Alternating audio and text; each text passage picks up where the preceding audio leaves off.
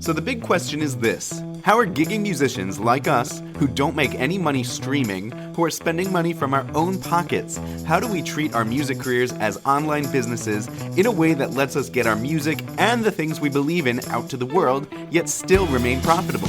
That is the question, and this podcast will give you the answer. My name is Jared Judge, and welcome to the Gigging Musician Podcast. Hey guys, just wanted to talk a little bit about how I got my group, Dream City Strings, to be one of the top gigging string quartets in my city, Milwaukee. Just a quick backstory about me. I've been a musician all my life, ever since I was in fourth grade, and I knew I wanted to be a performer. And so I went to music school, just like many of my colleagues, as a violinist. And I thought maybe I would be a violinist or an orchestra conductor. And so I went the traditional formal route, thinking, yes, I'm going to get a job at a symphony orchestra, either in the violin section or, hopefully as a conductor, which in hindsight, that's like saying I'm going to be an MLB player. I'm going to play for the Yankees or the Brewers.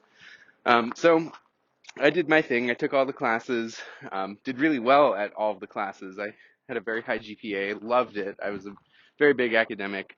I thought that was going to set me up for success. Little did I know that would not set me up for success. All my teachers were saying, prepare for your audition, study, practice, practice, and just drilling that into our heads that the only thing we should be spending our time on was practicing. And I listened to them, and then I started taking some auditions.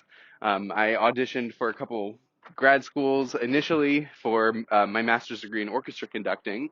And so I went to some big name schools like Cleveland Institute of Music, Manhattan School of Music, Mannes, and took some auditions. And of course, I got rejected. I did make it through the preliminary rounds, but like once I got to the actual time where you have to conduct for somebody and show them your skills, I just didn't have it. And so I got rejected.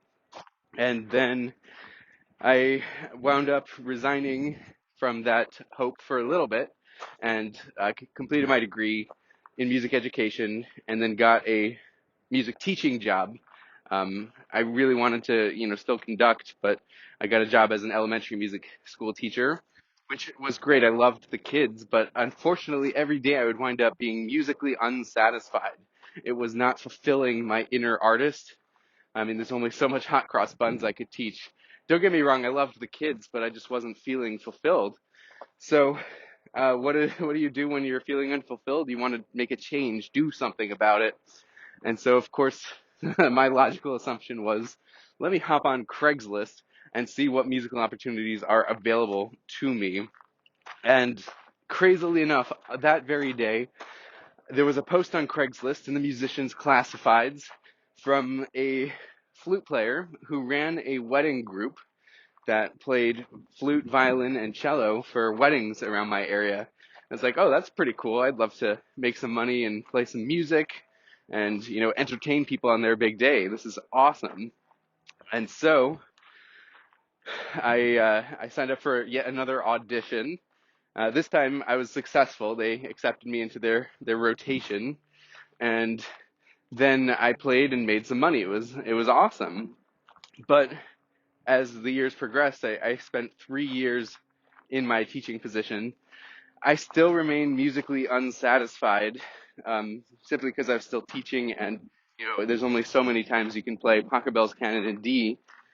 And so I wanted to do something bigger and better. I auditioned for grad school yet again for orchestra conducting. I was successful this time, and so I've just resigned. The kids hated it.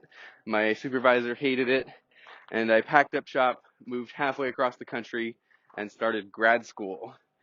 And it was during grad school where, I wanted to still make it as a performer, but this was when, grad school is a very tough time because you're not making income, and I was used to a cushy teaching job. And grad school, you're just so busy that you can't really take on an additional job and still maintain your high artistic standards, your high drive to practice, and all that. Unfortunately, I had to do that. I had to take a side job, and I worked as a house manager for one of the local theater companies here. And it was just getting too much, and it wasn't focused on music 100%. And then that's when I decided, like, this is too much. I have to get a job that pays me that also is related to music. And so I thought back to my teaching days and I was like, well, what was making me money then? And it was playing in a wedding group.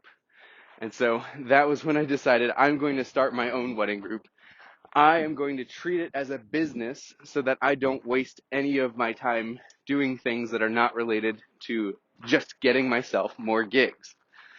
And as soon as I started treating it as a business, that was when it clicked, like, oh, there's a process to setting up a business. Oh, there are ways that I can increase my output and get more gigs that don't have anything to do with the stuff that musicians traditionally waste their time on. Like, I was looking at some of my colleagues who were starting their own creative projects, and they were recording albums, they were rehearsing, they were performing concerts for free, and none of it was really amounting to anything. Like, they were struggling to get Facebook followers, they were struggling to get listens on Spotify, and here I was just focusing on my online business of running a string quartet.